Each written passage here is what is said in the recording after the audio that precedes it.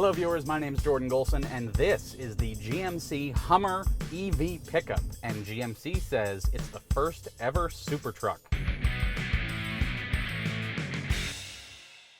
It certainly takes off like a super truck.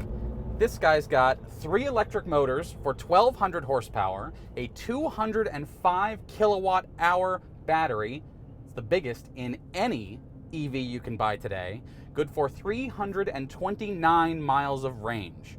Now that's a lot of numbers, but does it tell the whole story? No, because Hummer, it's an iconic name, killed off a few years back because it was big and wasteful and the environmentalists were upset, and GM really didn't have a place for it in the lineup after the bankruptcy, and it was gone. But now it's back, and better than ever? Maybe. So it's kind of interesting that they have taken an electric car and basically stuck a thumb in the eye of every environmentalist who ever wanted to kill off the prior Hummer, because this thing is massive. 9,000 pounds, with 2,400 pounds of that coming from the battery alone, which is almost as heavy as like a Honda Civic.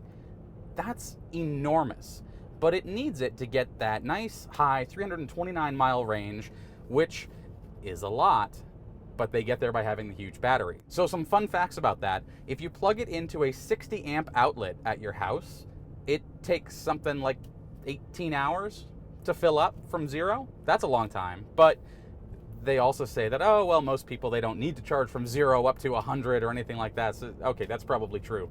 But it just gives you an idea of how enormous the battery is. One of the interesting things about it, this is the new Ultium battery, which you might have heard GM talking about, and they have invested a lot of money in the Ultium platform, and it's going to underpin all of their electric vehicles going forward. The beauty of the Ultium platform is that you have these big battery packs, and you can put as few as 10 in a car, or you can put as many as 24, like is in this one, and adjust them around. So if you have a small car, you have fewer packs. If you have an enormous truck, you have more packs. And so you can make the battery bigger or smaller as they need it, depending on what size vehicle they want to make. Now, because it's the same platform, that saves a lot of money. So what they've done is they've poured a ton of money into development. So this is a very expensive truck, but actually with a quite reasonable price for the technology you're getting inside.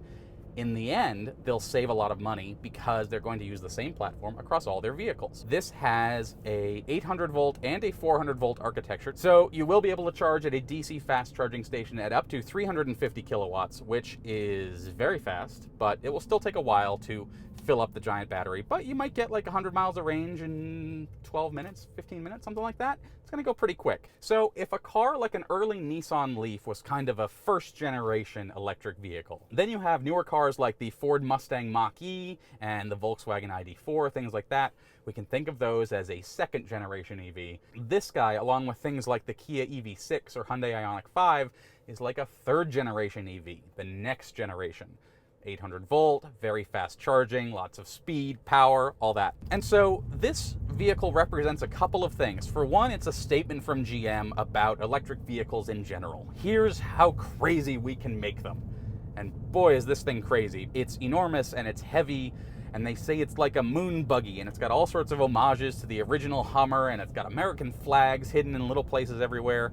And it really makes a statement about, hey, this is what EVs can be. They can be cool, they can be big, they can be badass, and that's what we have. And it's also a statement on, hey, GM is here to play in electric vehicles. They were one of the first. They came out with the EV1 back in the 90s. More recently, you had the Chevy Volt, which was the plug-in. Second generation of the Volt was fantastic. Then you have the Chevy Bolt EV, and now they have an entire lineup of these vehicles coming. So let's get into this guy. On the exterior, which is amazing looking, you have on the front, it says Hummer in these beautiful glowing letters that I really can't capture adequately with a camera because they're LED, but they're like glowing from the inside, and it's absolutely beautiful and stunning.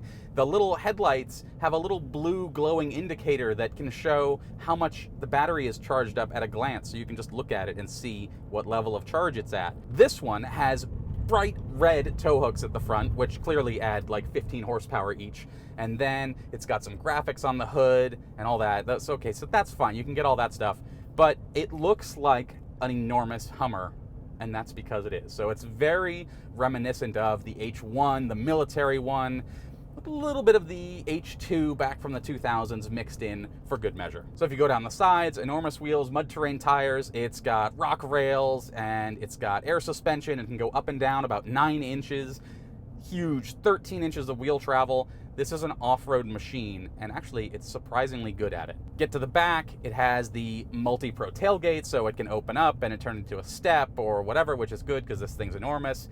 This one's equipped with a power sliding tonneau cover, and the lighting at the back is actually really cool. It does have the 3 little amber marker indicators in the front and then 3 in the back as well. Another cool thing, the roof, this is like a plexiglass kind of thing, and these are removable. There's actually 4 panels here, 2 up front and 2 in the back. And when you remove this, there's a bar here, but you can remove that too and make this entirely open. And then the back is the same way. There is a beam here, which is a structural element, and you can't remove that. But this is a fully convertible pickup truck. The thing that's really cool about it, there's actually room in the front, for all 4 panels. So you have a place to put them. There's an accessory element that goes in there to hold them as well. If you are gonna take them out a lot, you can get that, and it'll give you a nice safe place to put them. So this has a feature called Super Cruise, and what that does is it allows you to drive along, push this button, and it will handle all of the steering. So as long as I keep my eyes on the road, I don't have to have my hands on the steering wheel. And I get a great big green indicator here showing that it's happy and it's driving along and it's steering and everything's good.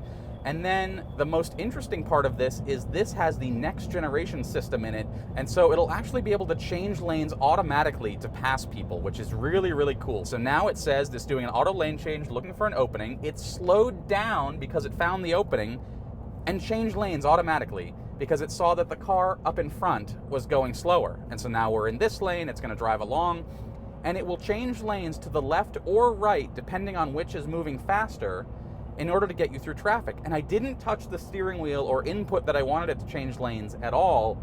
It's doing it all on its own, and it's absolutely fantastic. This system is also coming to the GMC Sierra and a bunch of other vehicles starting this year. It's incredible, and I cannot recommend it highly enough. I'm hoping to get a lot more time with this, but now we're moving to the left. It says looking for an opening. Oh, it gave up because there's a car coming up into its blind spot. So what it does is it has a LiDAR map of the world, and this was mapped out previously, and then it uses its front-facing cameras to determine its position in the lane, compare it to the LiDAR map, and then does a really good job. So now we're gonna change lanes again, and it actually vibrates my seat to tell me that it's doing it, to make sure that I know what's going on. So we lane changed, now we're over here, speeding up again. Cameras in the front look for the lane lines, radar in the front looks for the other vehicles, so it knows how fast those are going, and then it uses the blind spot monitors in the back to look backwards and make sure there aren't cars coming up that might get in the way. I haven't touched the wheel this entire time, driving along, Super Cruise, absolutely amazing. Automatically changes lanes for you. It also, though it can't automatically change lanes when you're doing it, it can work when you're towing a trailer as well. Driving along, don't have to touch the steering wheel, it handles it all. And it only works on, I think it's 200,000 miles of limited access highway, meaning highway with exits, no red lights, no traffic coming the other way, just everybody going the same direction. So think interstates, things like that. If you have to commute, if you have to drive long distances, if you're cruising across the middle of the country, it's incredible. Between Super Cruise, 1,200 horsepower, the fast charging, that's enough on its own. The exterior is great, but now we have the interior as well. And so let's go through this a little bit. Inside here, it looks pretty futuristic, and that's because the user interface here was designed by Perception, and that's the same company that did Iron Man's heads-up display and all the user interface stuff in Black Panther.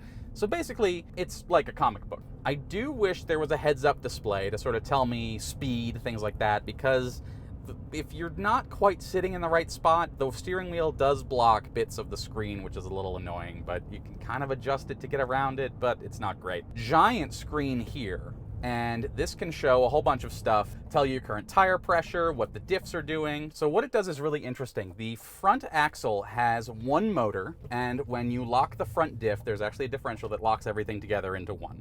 In the back, you have 2 motors, and neither wheel is actually connected to the other, but it uses software to lock the rear wheels together. So if I press this, it locks the rear diff that isn't actually there. It's all in software. And then if I hit this one, it'll lock everything together and again use software to sort of make everything work. If I go through here, this is all powered by the Unreal Engine, and so you've got like pitch and roll, and it shows cool animations to tell you what the suspension's doing and what the truck's doing, and it's pretty neat stuff. And it's all really cool. Is it useful? No. But it looks great, and that's what counts. And there's a lot of looks great in here. So, for example, I can turn this knob and have to wait a little bit, which is very annoying. But then it shows me, oh, I'm gonna go into off-road, and it bashes through a wall, and I'm driving on Mars. And then I hit it again, and it goes into tow haul mode, and then I'm just towing stuff. And then it hits again, and it goes into normal, and you're just driving along on the moon. And the reason they did the moon stuff is because they're trying to honor GM's history, because they built the first moon buggy. There's other moon stuff here too. On the doors, there's a little map of the moon. On the speaker grills, things like that. GM worked with Bose. It's got a Bose stereo system, 14 speakers, something like that. But they worked with them to refine the audio sound of the car as well. And each drive mode sort of has its own sound, and it sounds a little bit deeper or whatever. It sounds kind of futuristic. It's all fake. You can't turn it off entirely, but you barely notice it. It just sort of sounds like a... And I'm hoping someday, like, we'll be able to buy, like, the Jetsons sound for the... Wouldn't that be cool if your car could make that noise? It does take some time for the screens to come up. Sometimes we were seeing some lag. Press the home button, and it takes a moment.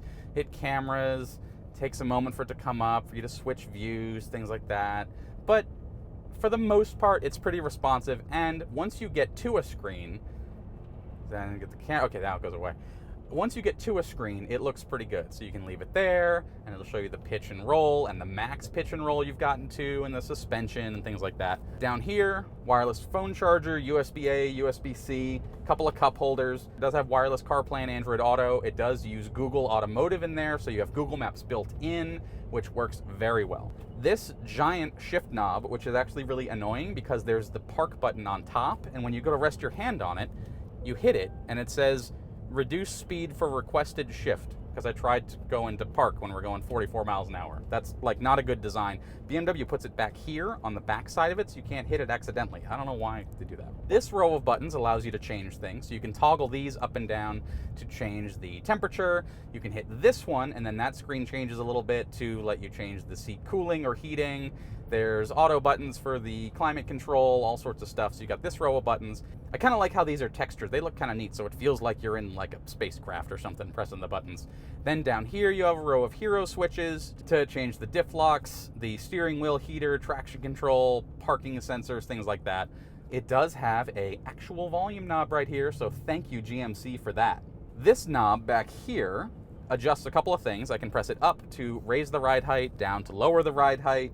So I have a button here to turn on and off the active rear wheel steering, and that makes the truck feel so much smaller than it is. It's incredible. It can turn in tight spaces, whether you're in a parking lot at Whole Foods or at Walmart or whatever, or if you're off-roading, it can make incredibly tight turns. This handles on an off-road trail like a two-door Jeep Wrangler. I promise you, it's incredible how small this thing feels when you're driving it around. It's enormous, but it's no more enormous than a giant pickup truck or, you know, especially like a heavy-duty pickup. But it doesn't feel that way. And anyone used to driving a full-size pickup or a Chevy Suburban or something like that, this is going to feel very familiar to you. And it has a feature called crab walk, which what that does is instead of the wheels turning opposite to the front wheels to make the turn tighter, they turn in the same direction so the car can drive at a diagonal. Why? Because it can. There's no reason for that feature to exist other than to show off for your friends and drive down the road and go like this. But it's amazing looking at the rear tires when it's driving along to see how much it turns. We were off-roading earlier, and I was looking up at the vehicle in front of us and just seeing those rear wheels turn. This thing, if it didn't have that, it turns so much bigger. It like expands the turning circle by like 8 feet or something like that. A few things I don't like are the interior looks really good, but some of the materials are not great. This one on the center console is like scratchy, and it's not soft and comfy on your skin. Like, this is not good. I don't like this at all. It's fine up here on the dash, but you know, here you got this like hard plastic. I kind of like that. Put that over here. This bronze accents, very pretty, but those are plastic. Okay. This down here is like hard plastic. This is a $110,000 vehicle in the launch trim spec. And this is like something you'd find in a work truck Silverado. Put carbon fiber there or something. I get what they're going for. They want it to be this like moon vehicle and use futuristic fabric and everything everywhere. Can I just have some leather, please? I want it to be soft. I'm delicate. But other than those few nitpicks, it's fantastic. 0 to 60, 3 seconds. It's something called watts to freedom. You do it and it starts cooling down the inverter so that it can do full power takeoffs, and it's fantastic. I really, really like it. It's got all these different modes. This truck is incredible, and I can't wait to get more time with it. I have to get this thing back to them so they can clean it up and get it for more people. But this is the ultimate EV now. It charges fast, it drives fast, it's a pickup truck, it's got a huge frunk. If you're looking for an EV and you have $110,000, this is the one to get. Except for the fact that 66,000 people have reservations, you're gonna be at the bottom of the list. But you can go to gmc.com, place a deposit. If you've been waiting for the Tesla Cybertruck, maybe it's time to put a deposit down on this super truck instead. See which one comes first. That's all I got on the GMC Hummer EV. If you enjoyed this review, click here to watch another one. Drive safely.